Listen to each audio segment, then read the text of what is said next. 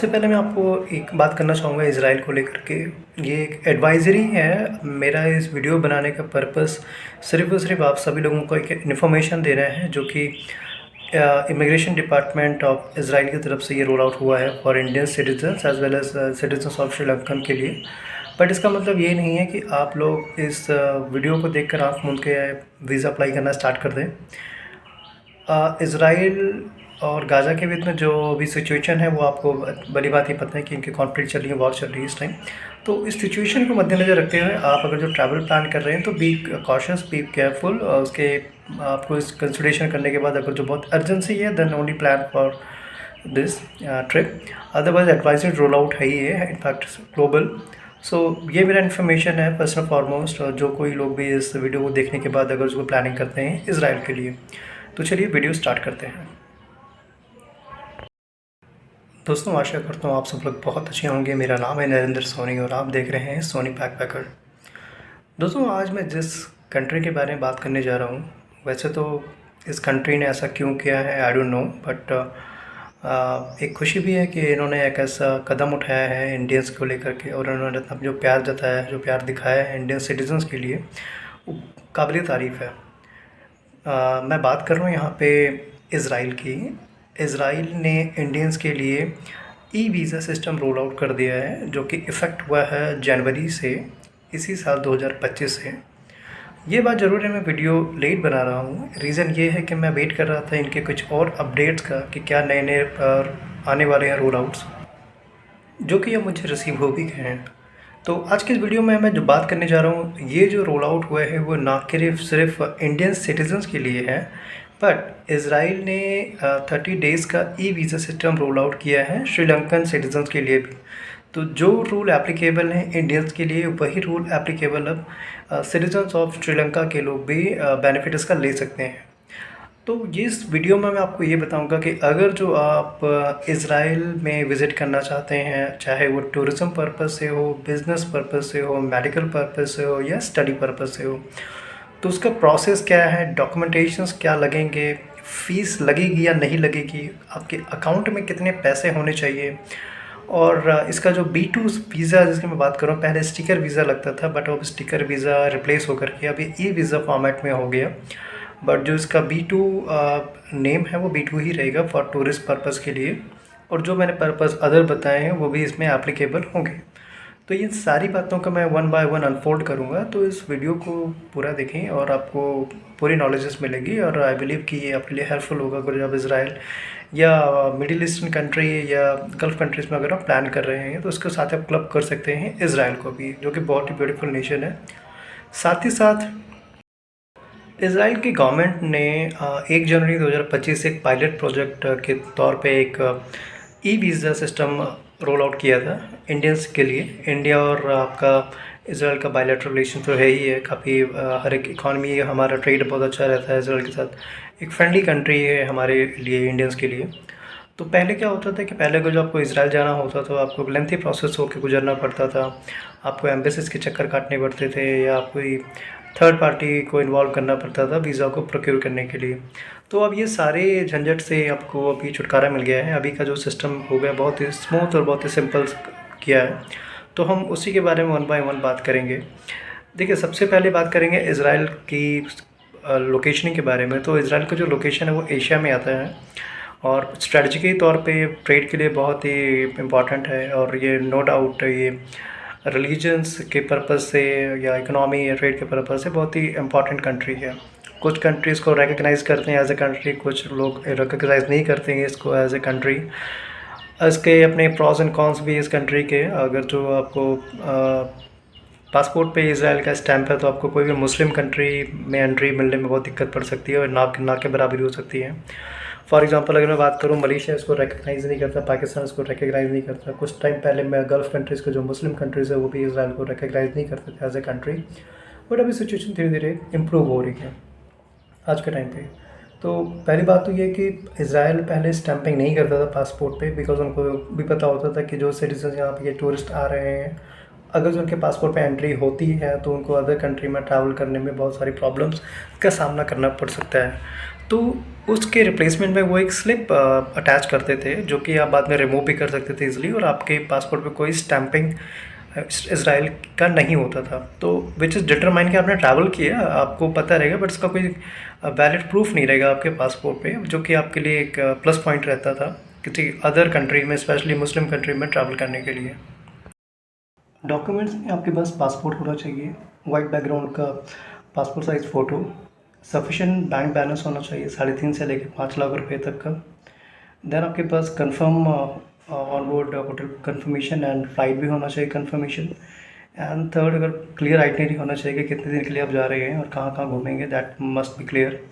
ये सारी डिटेल को आप अपलोड करेंगे पोर्टल पे, जो कि आपको मैं लिंक दे दूँगा ऑफिशियल साइट का। वहाँ पे आप जा करके अकाउंट क्रिएट करके एप्लीकेशन फॉर्म फिल आउट करना है आपने।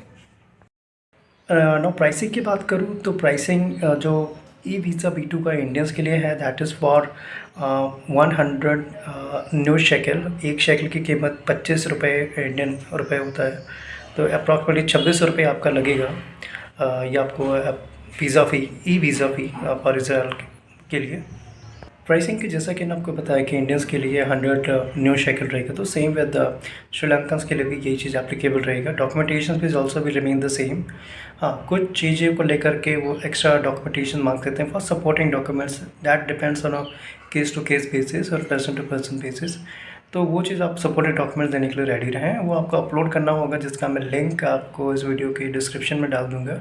आपने वहीं से लिंक पे जाना है और अपने सपोर्टिव डिटेल्स को और रिस्पेक्टिव डॉक्यूमेंट्स को आपने वहाँ पे अपलोड करना है in order to facilitate and process your e visa for Israel. जैसे ही आप अपना अकाउंट क्रिएट करते हैं, आपको OTP आएगा, देन आप OTP आप डाल करेंगे, देन आपको एप्लीकेशन फिल आउट करना है, वीज़ा एप्लीकेशन फॉर्म, जो कि बेसिकली होता है जिसमें आपको अपना पासपोर्ट डिटेल्स, आपके पर्सनल इन्फॉर्मेशन, आपका होटल डिटेल, आपका फ़्लाइट अगर जो आपने करवा रखा है एडवांस तो डाल सकते हैं, बट इट्स नॉट रिकमेंडेड कि आप वीज़ा से पहले आप फ़्लाइट बुक कराएं, तो आप उसमें एक्सेप्शन इज़ देयर, तो आप उसको अवॉइड कर सकते हैं।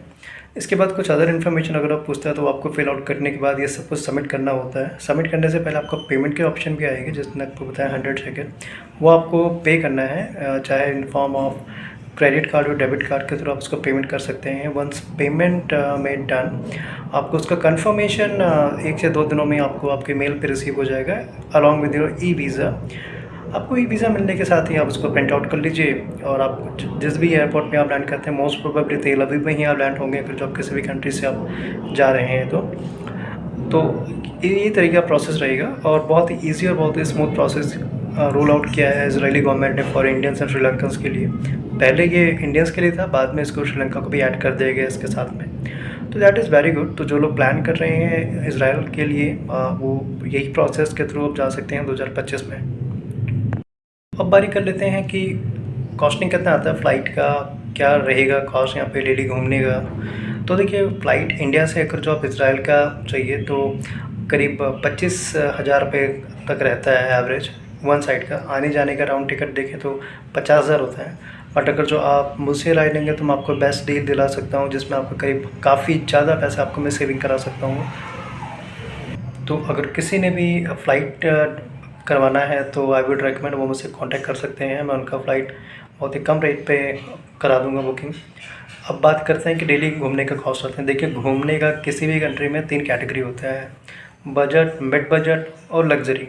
तो अगर जो आप तो बजट ट्रैवलर हैं तो आप मान के चलिए कि आप 50 से 70 USD में आप डेली का कर सकते हैं, which include accommodation, transportation cost, miscellaneous cost, fooding and other activities. अगर आप बजट में हैं तो 50 से 70 USD में।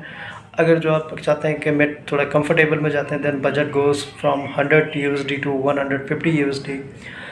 अगर जो आप चाहते हैं कि लग्जरी में एंजॉय करना चाहते हैं, फुल कंफर्टेबल, तो उसके लिए आप रेडी रहे कि करीब 300 से लेकर 500 USD का भी तक जा सकता है आपका। तो ये तीनों चीज़ें मैंने आपको क्लियर कर दिया पर डे घूमने का। फ़्लाइट अगर आप हर जगह इंडिया के हर एक मेजर एयरपोर्ट से अवेलेबल है इजराइल के लिए। अगर जो मैं बेस्ट एयरलाइंस की बात करूं जो बेस्ट कनेक्टिविटी देता है, वो एतिहाद भी है, और अभी न्यूली है एक एयरलाइंस ने अपनी सर्विस स्टार्ट करी इंडिया में, दैट इज़ अज़रबैजान। तो अज़रबैजान की एयरलाइंस का भी आप कंसिडर कर सकते हैं। मैं आप किस कंट्री का इस एयरलाइंस का कोई प्रमोशन नहीं कर रहा हूँ, बट मैं आपको जस्ट इतना बता रहा हूँ कि सर्विसेज अच्छी दे रही हैं। एतिहाद काफ़ी काफ़ी टाइम से है, वो मिडिल ईस्ट में डोमिनेंस करता है। बट अभी अजरबैजान ने इंट्रोड्यूस किया है इस लाइन के। हाँ, आई नो दैट कुछ कॉन्फ्लिक्ट्स हैं इनके साथ भी, इस कंट्री के साथ, but this is for those are planning for trip for this, they can consider this option as well. So यही सारे रूट हैं, और डू लेट मी नो अगर कुछ और भी आपको जानकारी चाहिए तो मैं आपको वो भी क्लियर कर दूंगा। तो मैं आशा करता हूँ कि आपको मैंने बहुत कुछ इसमें क्लियर कर दिया होगा। इसके बावजूद अगर आपको कुछ आंसर, कुछ क्लियरिटी नहीं रहता है, कुछ और डाउट्स रहता है इस कंट्री को रिलेटेड, या ई वीज़ा या फ़्लाइट या कुछ भी करके आप मुझे कमेंट्स कर सकते हैं। मैं आपको उसका आंसर दे दूँगा कमेंट के माध्यम से। आप मुझसे कांटेक्ट भी कर सकते हैं अगर आप फ़्लाइट बुकिंग कराना चाहते हैं, या कोई पैकेज बाई करना चाहते हैं मुझसे, या किसी वर्क रिलेटेड या अदर इमिग्रेशन के रिलेटेड आप मुझसे अगर कांटेक्ट करना चाहते हैं, आप मुझसे कांटेक्ट कर सकते हैं। I will be happy to answer all your queries. और आपसे रिक्वेस्ट है अगेन कि please to like and subscribe my channel and support कीजिए इस चैनल को, बिकॉज ये चैनल ग्रो करेगा तो मैं आपके लिए ऐसे ही इन्फॉर्मेटिव वीडियोस डालता रहूँगा। और मेरी पूरी कोशिश है कि आप सभी लोगों को गलत एजेंट्स के हाथों में ना लगने दूँ, बिकॉज वो लोग आपको मिसगाइड ही करेंगे और पैसा ले लेंगे आपसे बहुत ज़्यादा, और आपको कुछ नहीं करके देंगे।